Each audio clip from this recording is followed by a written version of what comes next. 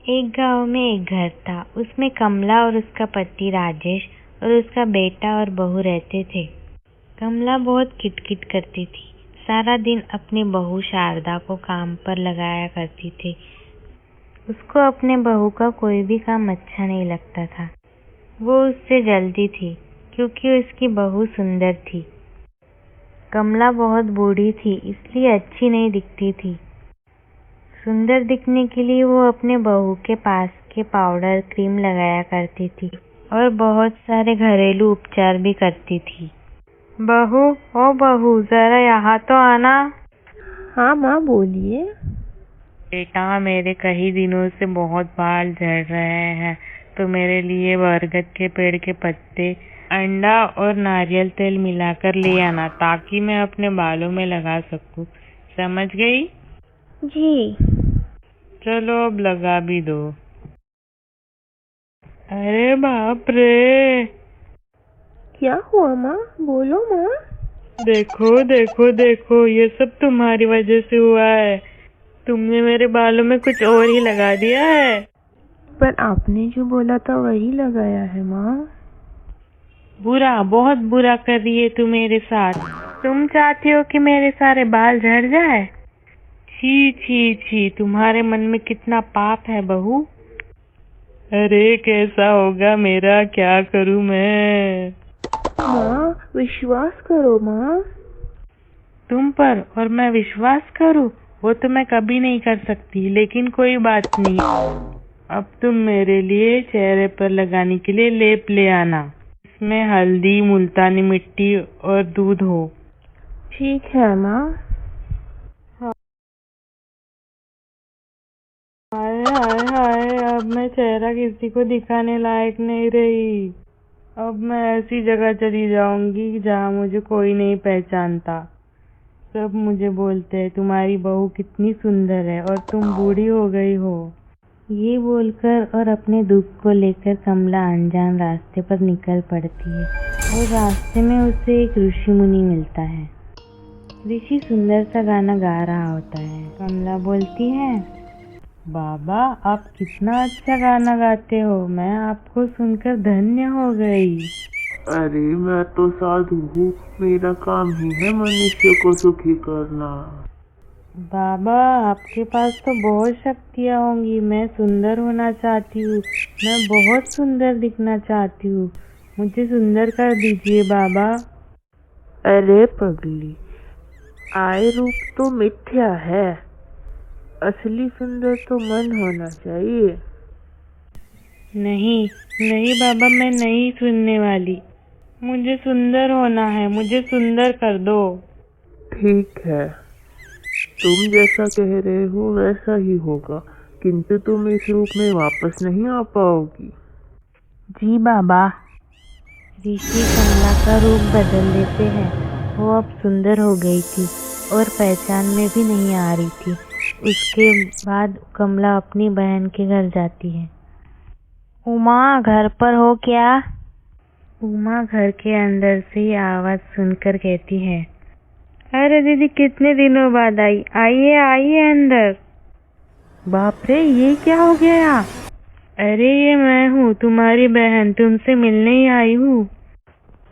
तुम हमारी दीदी नहीं हो, तो उनकी आवाज बनाकर बोल रही हो। चलो बाहर निकलो, चलो यहाँ से निकलो। उसे मुझे देखकर जलन हो रही है, इसलिए पहचानने से इनकार कर दिया। ठीक है, कोई बात नहीं, देख लूंगी। अच्छा, अब मैं माँ के घर जाकर उनसे मिलती हूँ। मुझे यकीन है कि वो मुझे पहचान लेंगी। माँ, माँ, उठो ना, देखो मैं आई हूँ। अरे वाह कमला, इतने दिनों बाद आई हो तुम। आखिर माँ की याद आ ही गई। बहुत दिनों बाद आई हो तुम, लेकिन तुम मुझे ठीक से दिखाई नहीं दे रही हो बेटी। बहुत उम्र हो गई है ना, इसीलिए दिखाई नहीं देता। जरा नजदीक तो आना। अरे तू कौन है? तू मेरी बेटी कमला तो नहीं है?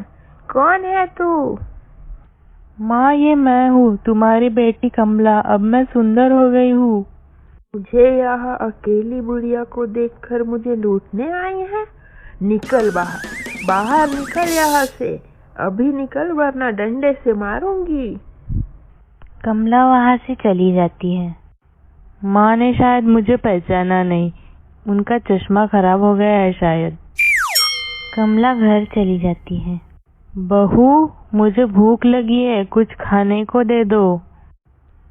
शारदा सास की आवाज़ सुनकर चौंक जाती है और बाहर खाना लेकर आती है। देखती है तो वहाँ एक सुंदर सी औरत बैठी होती है। बहू सोचती है ये पक्का कोई जादूगरनी है और उसने मेरी सास को वश में कर लिया था, और बोलती है, माँ, तुम खाना खाकर जल्दी वापस चली जाओ और मेरी सासू माँ को मुझे वापस लौटा दो, और भूख लगे तो खाना खाने वापस आ जाना। आप खाना खाओ, मैं पानी लेकर आती हूँ। मेरी बहू कितनी अच्छी है, वो मुझे कितना प्यार करती है और मैं उसे कितना सताती हूँ। ये सोचकर कमला दुखी हो जाती है और अपने किए पर पछताती है। कमला का मन और दुखी हो जाता है और वो फिर से उसी रास्ते पर चल पड़ती है, और सामने एक पेड़ के नीचे उसे वही साधु बाबा मिलते हैं। साधु बाबा, मुझे माफ़ कर दीजिए, मुझसे बहुत बड़ी भूल हो गई। मैं सुंदर बनने के लालच में कुछ नहीं समझ पाई। मुझे मेरा पहले का रूप वापस कर दीजिए, मुझे पहले जैसे बना दीजिए। मैं आपका उपकार कभी नहीं भूलूंगी। किंतु मैंने तो तुम्हें पहले ही बताया था कि जो तुम्हारा रूप है वो तुम्हें दोबारा नहीं मिलेगा। बाबा, कोई तो रास्ता होगा। हाँ है, किंतु तुम्हें कुछ अच्छा काम करना होगा। मैं अब से अपने बहू को परेशान नहीं करूंगी। मैं सारी चीजें अपनी बहू को दे दूंगी और काम भी करूंगी। ठीक है, फिर वही करो। साधु कमला को पहले जैसे बना देता है। कमला वापस घर आती है और अपने गहने अपने बहू के कमरे में रख देती है। बहू कमरे में देखती है कि उसे लगता है कि मेरी सास वापस आ गई है। वो सारे कमरों में कमला को ढूंढती है, आवाज़ लगाती है।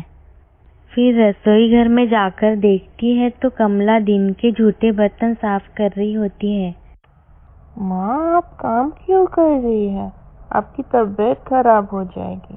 अगर आप बीमार पड़ गई तो मुश्किल हो जाएगी, और ये सब काम आपका नहीं है, ये सब मैं कर लूँगी।